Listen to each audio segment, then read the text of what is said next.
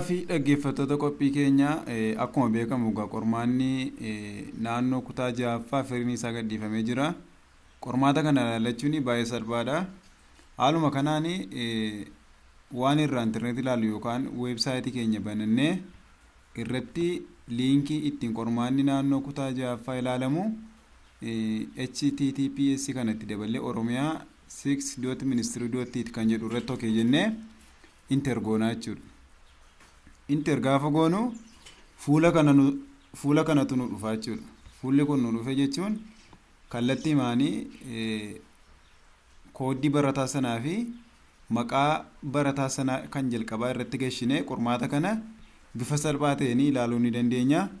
As keessatti egaa grade 6 ministry result kan jedhu asirra jira kunoo jechuudha.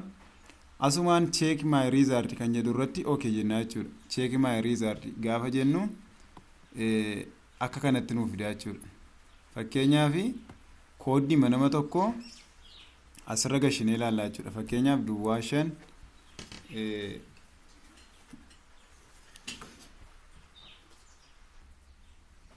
fakkeenyaaf gaa kooddii barattuu tokko yookaan kooddii barataa tokko yoon gashee ilaale duwwaa 5 duwwaa 3 477 jedhee maqaa barataa kanaa jalqabarran gashaa jechuudha. Fakkeenyaaf maqaan barattuu kanaa Feenet jedha.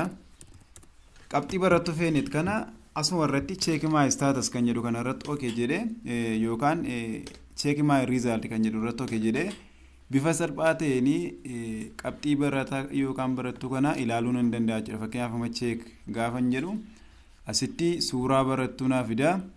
Feenet Kabbadaa Raggasaa jedha. Bakka itti lakkoofsa galmee isheetii saala ishee mana barumsaa maal kana ni fida.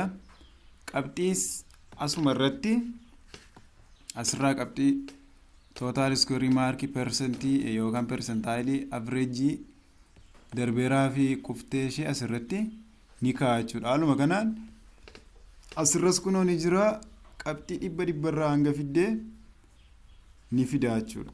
Yoo barbaanne qabxii kana download goonaa jechuudha.